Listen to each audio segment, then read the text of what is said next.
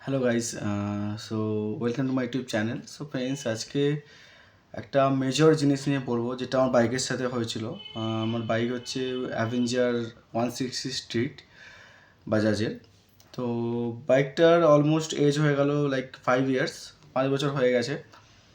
But 5 বছর, বাইকটা 4 বছর আমার কলকাতাতে ছিল এবং বর্তমানে দিল্লিতে কর্মরত।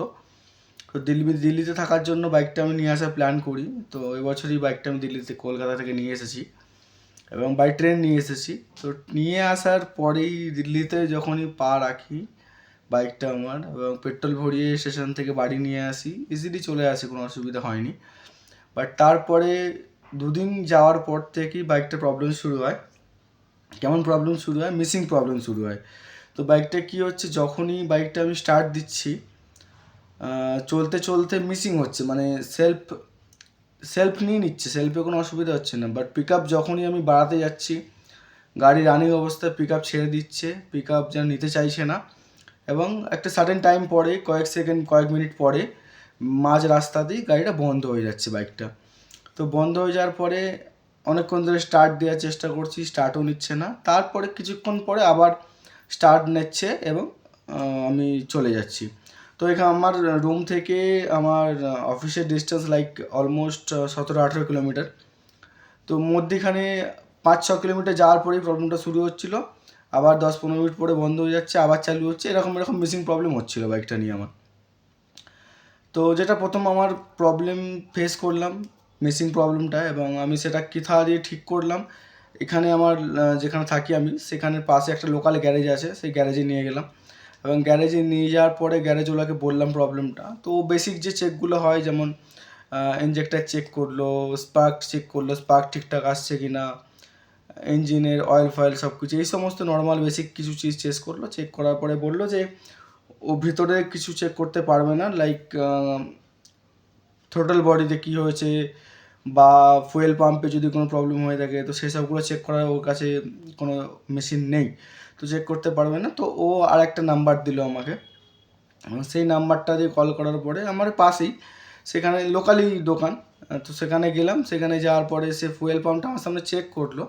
চেক করতে দেখলো যে ওকে আছে, বাট তাও সে আমাকে বললো গাড়িটা রেখে যেতে হবে, রেখে যাও এবং আমরা ঠিক করে দেবো, চেষ্টা করব।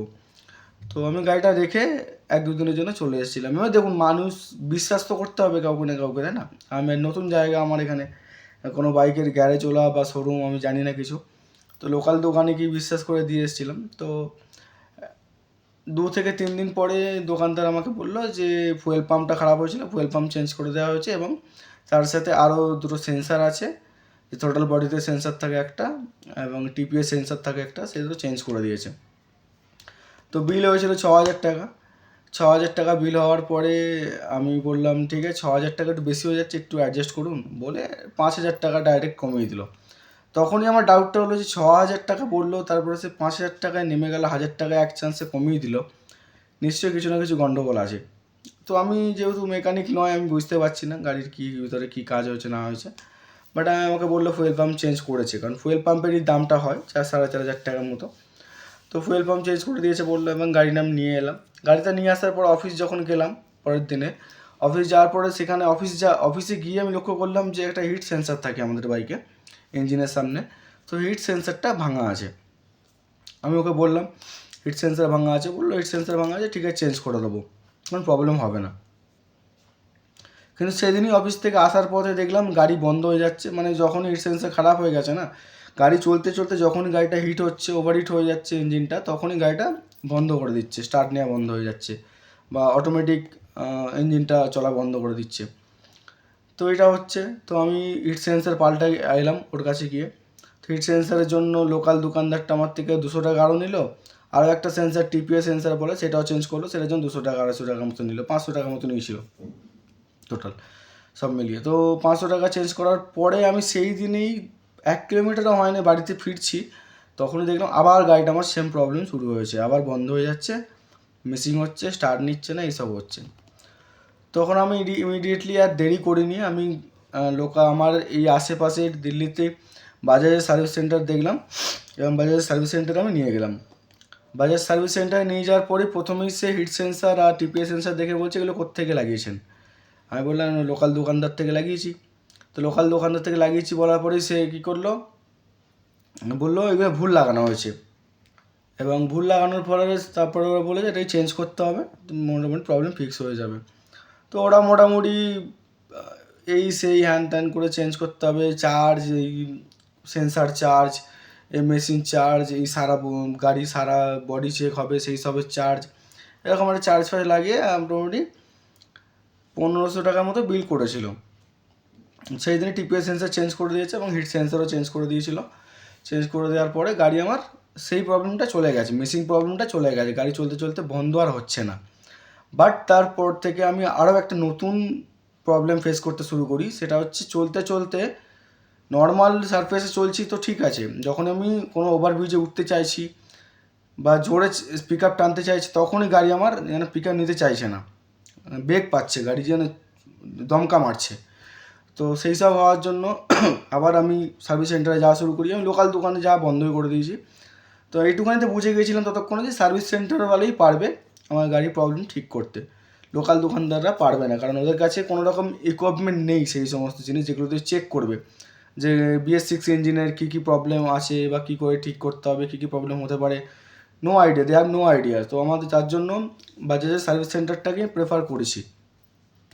তো সার্ভিস সেন্টার প্রথমেই প্রবলেম ফিক্স করার পরে সেকেন্ড যে প্রবলেমটা শুরু হলো সেটা অনেকটা দিন চলে গেছে, প্রায় 1 মাস হয়ে গেছে আমার গাড়ি ওরমভাবেই চালাচ্ছিলাম। কিছুদিন চালানোর পরে আমি আবার গেলাম ওর কাছে বাইকের ওখানে যাওয়ার পরে এবারে কী করলো, সার্ভিস সেন্টারওয়ালা কী করলো, আমার বলছে ক্লাচ প্লেট পুড়ে গেছে, তো ক্লাচ প্লেট চেঞ্জ করে দেবে, ক্লাচ প্লেট চেঞ্জ করে দিলে ঠিক হয়ে যাবে।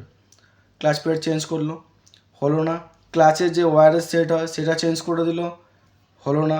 হ্যাঁ, ক্লাচ সেট এখানে চেঞ্জ করে এসেছি, তার কিন্তু আমি বাড়ি থেকে আসার আগে অলরেডি আমি ক্লাচ সেট পুরো চেঞ্জ করে এসেছি, তারপরে চেনের সেট চেঞ্জ করেছি, সব কিছু চেঞ্জ করেছি। তো এখানে আবার ক্লাচ প্লেট বললো পুড়ে গেছে, ক্লাচ প্লেট চেঞ্জ করলো, চেন সেট চেঞ্জ করতে হয়নি, চেন সেটটাকে নর্মাল করে দিয়েছে, অ্যান্ড চেঞ্জ করলো, ক্লাচের তারটা চেঞ্জ করলো এবং মোবিল চেঞ্জ করলো, ঠিক আছে। তো এগুলো চেঞ্জ করে দিল, গাড়ি আমার কোনো রকমই প্রবলেম ফিক্স হয়নি, যেমন প্রবলেম ছিল তেমনই প্রবলেম চলতে আরম্ভ করেছে। তো এত কিছু করার পর যখন হচ্ছে না, আমি ওদেরকে জানাই যে এরকম প্রবলেম হচ্ছে না ফিক্স আমার, প্লিজ ফিক্স করে দিন এটা। এত টাকা অলরেডি 5,000 টাকা সার্ভিস সেন্টারও নিয়ে নিয়েছে, 4,500 টাকা প্লাস 1,500 টাকা, 6,000 টাকা নিয়ে নিয়েছে অলরেডি। তারপরে ওরা বলছে যে রেখে যান একটু, দেখছি আমি তারপরে। তো যে অ্যাডভাইজারটা হয়, অ্যাডভাইজারটা একটু ভালো ছিল, মেকানিকগুলো খুব একটা ভালো ছিল না আমার, কারণ মেকানিকগুলো চেষ্টা করছে কীভাবে চেঞ্জ করে করে টাকা নেওয়া যায়। এর মধ্যে তারা আরও অনেক কিছু চেঞ্জ করে, যেমন এয়ার ফিল্টার চেঞ্জ করেছে, তার জন্য এক্সট্রা টাকা নিয়েছে, আরও অনেক কিছু চেঞ্জ করেছে ভিতরে পার্টস তার জন্য এক্সট্রা টাকা জুড়েছে। হ্যাঁ, তবে এখানে কী হচ্ছে, এখানে আমি যেহেতু বিল পাচ্ছি সুতরাং আমি জানতে পারছি যে জিনিসটা চেঞ্জ হয়েছে আমার বাইকে, তো এটা ভালো জিনিস। লোকাল দোকানদারে যেমন জানতে পারা যায় না কী চেঞ্জ হচ্ছে না হচ্ছে, তো সেটা আমার হয়েছে। বাট আলটিমেট বাইকটা আবার আমি রেখে আসি, এবং রেখে আসার পরে আলটিমেট যখন আবার 2 দিন পরে যাই, তো বাইকটার প্রবলেম ফিক্স হয়ে গেছে। তো বাইকটার প্রবলেম ফিক্স হয়ে যাতে কী হয়েছে সেটা ওরা ভালো করে বলতে চাইছে না আমাকে, অনেকক্ষণ ধরে রিকোয়েস্ট করার পরেও বলেনি যখন, তখন আমি কমপ্লেনটা দেবো। এবারে বাজাজ সার্ভিস সেন্টারে যখন আমরা সার্ভিস করে না, সার্ভিস করানোর পরে যখন আসি আমাদের ফিডব্যাক ফর্ম পাঠানো হয় অনলাইনে, হোয়াটসঅ্যাপে বা SMS-এ। তো সেইটা আসার আগেও আমাকে জিজ্ঞাসা করেছিল অ্যাডভাইজারটা কি আপনার গাড়ির প্রবলেম ফিক্স হয়ে গেছে, তো একটু রিভিউটা দিয়ে দেবেন ভালো করে। তখন আমি জিজ্ঞাসা করেছিলাম যে কী প্রবলেমটা হয়েছিল আমার সেটা বলে দিন, যাতে ভবিষ্যতে ইন ফিউচারে কোনো প্রবলেম হলে আমি ওইটাও চেক করতে পারি। তখন উনি আমাকে বলেছিলেন ইঞ্জিনের কাছে একটা ভাল্ব থাকে, সেই ভাল্বটাতে ডাস্ট পার্টিকেল জমা পড়েছিল, যার জন্য এই প্রবলেমটা আমাকে ফেস করতে হচ্ছিলো, এবং ডাস্টটা ক্লিন করার পরে গাড়ি আমার স্মুথ হয়ে গেছে, চলছে। তো এখন সব কিছু ওকে আছে। সো এইটা হচ্ছে মেজর প্রবলেম আমার বাইকের। বাজাজ অ্যাভেঞ্জারের মোস্টলি আমি অনেক বাইকে দেখেছি, বাজাজ অ্যাভেঞ্জারের 160 বা 220 এগুলোতে এই প্রবলেমটা ফেস করতে হচ্ছে। তো মিসিং প্রবলেম মোস্টলি আমি যেটা লক্ষ্য করলাম এই 2-3 মাস ধরে, যেটা আমি লক্ষ্য করেছি মিসিং প্রবলেমের ক্ষেত্রে, যে TPS সেন্সার হয়, লাইক আমাদের বাইকের যেখানে চাবি আমরা অন করি, ইগনিশন কি থাকে, সে কিটার ওপরেই একটা সেন্সার থাকে, ওটাকে TPS সেন্সার বলা হয়। সো TPS সেন্সারটা মেন থাকে মিসিংয়ের জন্য। যদি TPS সেন্সার চেঞ্জ করার পরে হিট সেন্সার চেক করবেন, হিট সেন্সার যদি ওকে থাকে তারপরে আমি বলবো যেটা আমার হয়েছিল, ভাল্বটা একটু পরিষ্কার করতে যাই, ইঞ্জিন থেকে যে পাওয়ারটা জেনারেট হবে ওই পাওয়ারটা জেনারেট ওখানেই প্রবলেম হয়েছিল, ডাস্ট জমেছিল, যার জন্য আমার গাড়িটা মাঝে মাঝে ওপরে ওঠার সময় প্রবলেম করছিল, পিক আপ জোরে টানার সময় প্রবলেম করছিল, মানে ছেড়ে দিচ্ছিল। তো এটা হচ্ছে পুরো আমার গাড়ির প্রবলেম। আশা করছি আমি ভিডিওটার মাধ্যমে পুরো ভিডিওটা বানালাম। এতটা একটাই লক্ষ্য ছিল যে এই প্রবলেমটা মেবি অনেকে ফেস করেছে। আমি অনেক সার্চ করেছি, অনেক রিসার্চ করেছি ইউটিউবে, চ্যাট জিপিটিতে, এখানে ওখানে, কেউ প্রবলেমটা ফিক্স করতে পারেনি। অন্তত 5 থেকে 6টা দোকান ঘুরেছি, শুধুমাত্র দোকানদাররা টাকা ঝাড়ার ধান্দা, আর কিচ্ছু নয়। টাকা ঝেড়ে ঝেড়ে শুধু এক করে দেবে। অলমোস্ট 15-16 হাজার টাকা বাইকটার পিছনে খরচা হয়েছে আমার। আলটিমেটলি লাস্ট প্রবলেম কী দেখলাম বাইকে, টিপিএস সেন্সার। তো আমার এর আগে যে ফুয়েল পাম্প চেঞ্জ হয়েছে ওটা কোনো প্রয়োজন ছিল না, আমি শিওর যে ওখানে আমাকে ঠকানো হয়েছে, স্ক্যাম হয়েছে। এবং তারপরে এয়ার ফিল্টার চেঞ্জ হয়েছিল, একবার বলেছিল সার্ভিস সেন্টার বলে এয়ার ফিল্টার চেঞ্জ করে দিয়েছে, সেটা চেঞ্জ করেছিল না। থ্রোটাল বডি ক্লিন করেছিল, থ্রোটাল বডি ক্লিনেতেও প্রবলেম ফিক্স হয়নি। তারপরে আবার এয়ার ফিল্টার চেঞ্জ করেছে বলেছে, সেটা হয়তো চেঞ্জ করেছে, সেটাতে প্রবলেম ফিক্স হয়নি। আলটিমেট ফিক্স আমার হয়েছে টিপিএস সেন্সার চেঞ্জ করার পরে, হিট সেন্সার চেঞ্জ করা হয়েছে।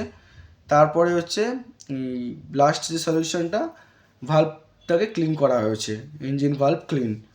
তো this is the resolution actually. আশা করি সমস্ত কিছু ক্লিয়ার আপনার কাছে, এবং কোনো রকম প্রবলেম থাকলে, কোনো কিছু জানার থাকলে আমাকে জানাবেন। এবং আমি বিলগুলো শো করতে পারছি না, এবং বাইকটা এখন আমি দেখাতে পারছি না, but it is absolutely okay. Bike আমার একদম স্মুথ চলছে, মেশিন প্রবলেম ফিক্স হয়ে গেছে, ইস্যু কোনো প্রবলেম নেই এখন আমার কাছে। তো কোনো রকম বাইকের এই অ্যাভেঞ্জারে কোনো রকম মিসিং প্রবলেম নিয়ে যদি প্রবলেম থাকে কমেন্ট করতে পারেন, আমি ডেফিনেটলি ট্রাই করবো অ্যান্সারটা দেওয়ার properly. Okay, thank you so much বন্ধুরা, হ্যাভ এ গুড ডে।